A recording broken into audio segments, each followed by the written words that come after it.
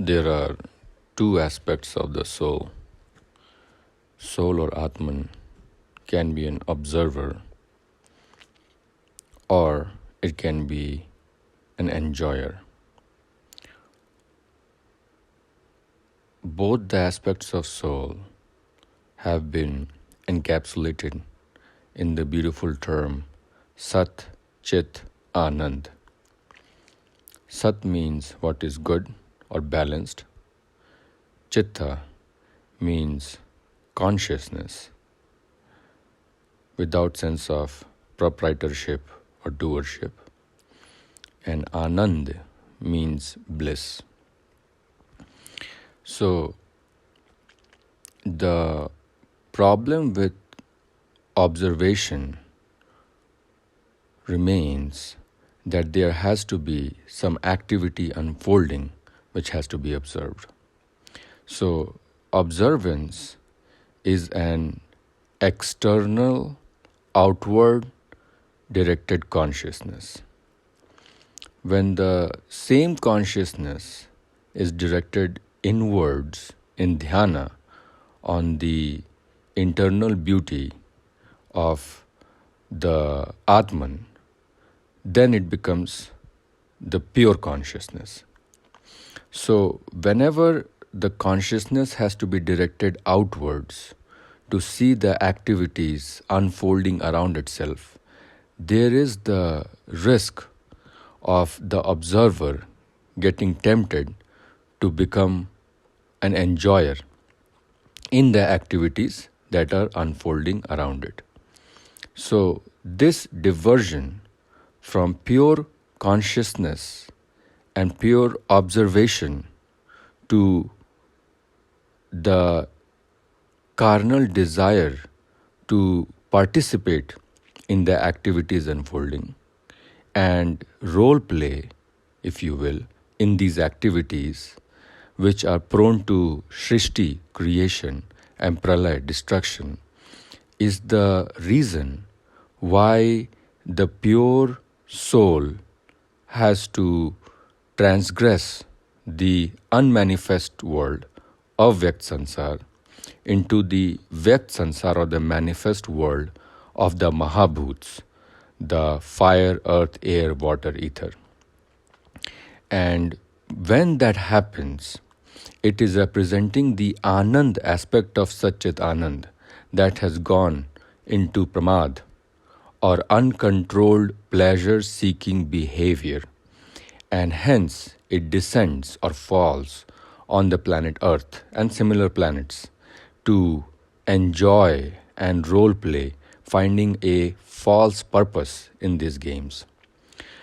So that shows why we fell the first time when we fell in this trap of Maya, delusion, Shakti, Prakriti, Prana. What vibrates in and around the Chitta is the Prana. What expands away from the Chitta is the vital force, life, Prana. And what merges back into Chitta at the end of this cyclical activity of this world is Prana. So when the Chitta wants to become Prana, it incarnates the first time. The activities that it undertakes under the influence of the gunas, influencing associations in Prakriti or material modes of nature, classified as balance, sattvic, goodness, activity, passion, rajas, or indolence, inertia, tamas, will engulf this prana to perform various material activities or karmas. And hence, now you have to bounce back and forth with the reactions of these karmas to take future lives, even if you don't want to participate anymore.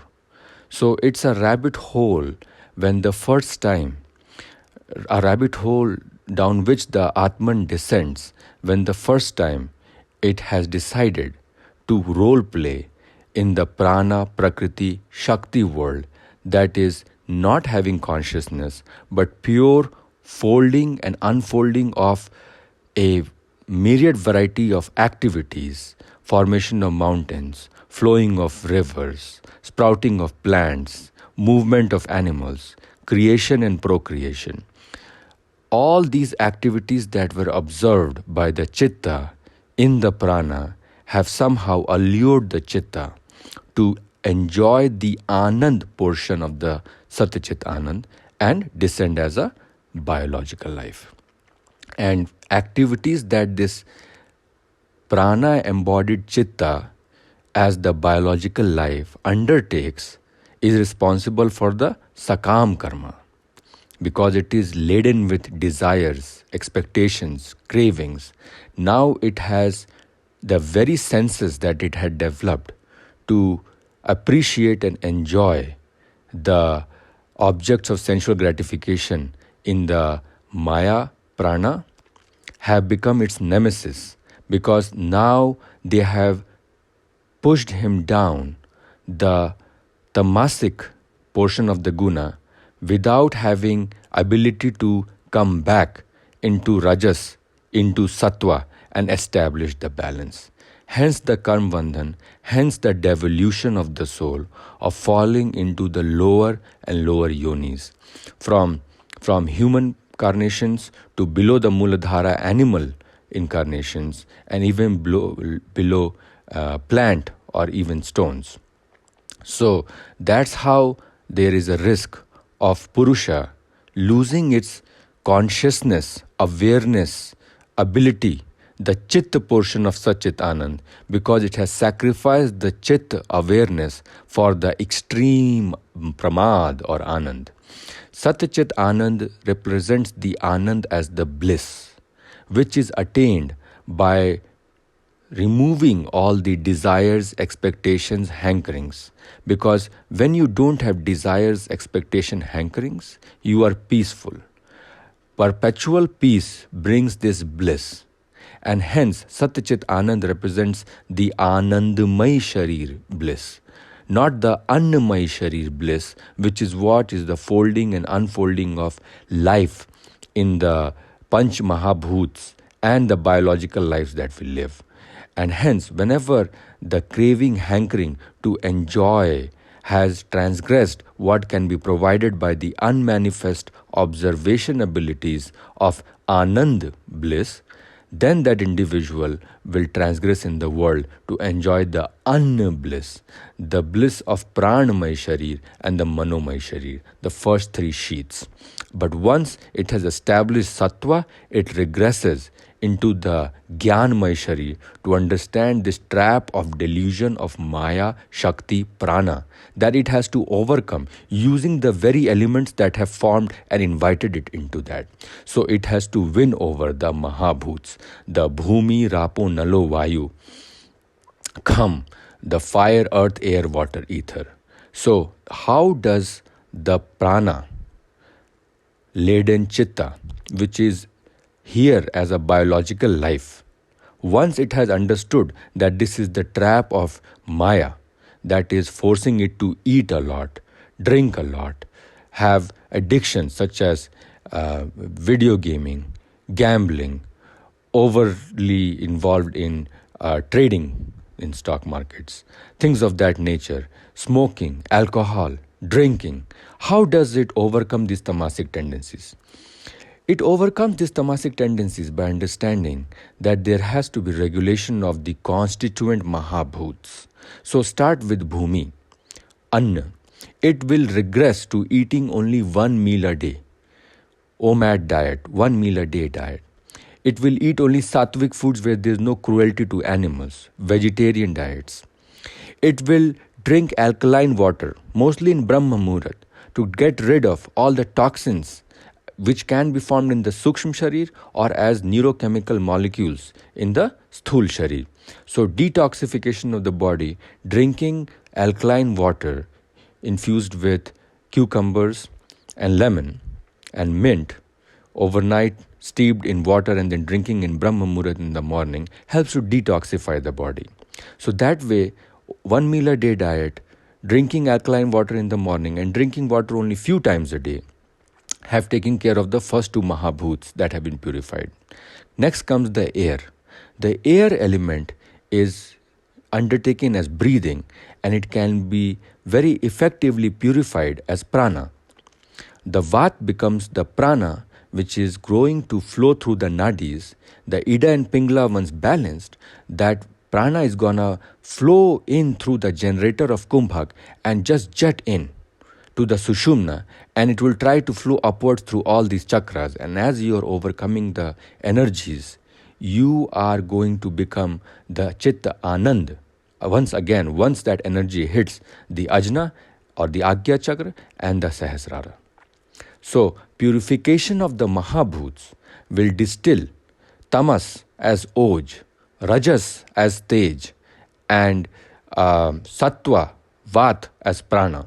And once the pran, oj, and tej have been extremely purified through the 72,000 nadis, through the activities of pratyahara, the activities of eating one meal a day, drinking alkaline water in Brahma Muhurat, and Kumbhak Pranayama, pranayamas of all sorts of breath retention, 1:4:2:2 ratio, there has been distillation of the gunas of Sattva, Rajas, and Tamas, and the doshas of the Vat, Pitta, and Kapha into the transcendental conscious purity elements, which are of prana from Vat, which are of Pitta forming Tej, and Kapha forming Oj.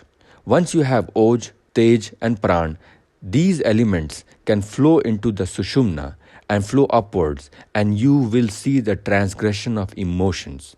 The emotions are trying to subsist at the Muladhara, create and procreate at Swadhisthana, ambition at Manipura, compassionate love at Anhata, courage at Vishuddha, intuition at Agya, and enormous bliss at Sahasrara. So, my friends, using Pratyahara, you can once again distill and purify yourself into the pristine consciousness that you were, the chitta that you were, the untainted, selfless observer that you were.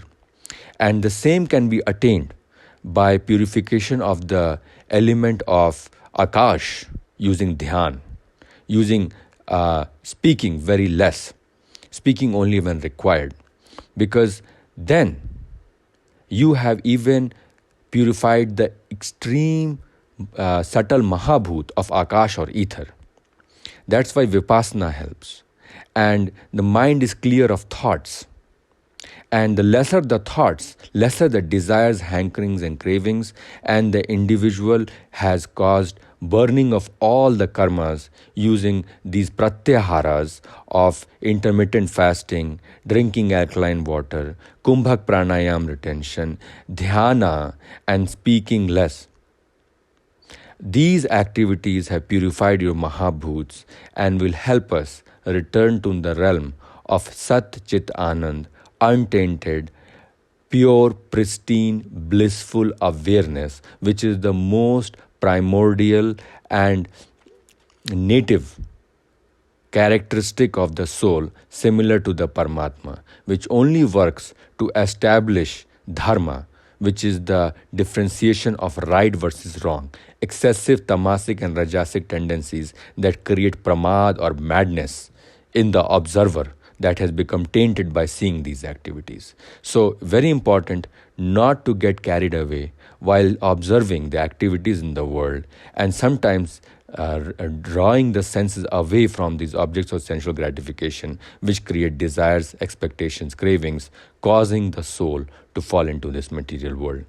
Be an observer. Observer is the one that is going to enjoy long term. Whenever we are trying to do role play and create this factitious purpose in this world by engaging in activities that are causing sensual pleasures, dopamine release, we are setting ourselves for failure, because iksha dvesh samuthen dvand mohin bharta sarbhutani sammohan sarge yanti parantapa. The dualities of iksha and dvesh, desire and aversion, is what creates this karma bandhan, and we have to suffer again and again. We are suffering the pain, and then we associate with the pain, we associate with the body, all of which creates avidya. Hope you like this lecture, please leave your comments below. Jai Shri Ram.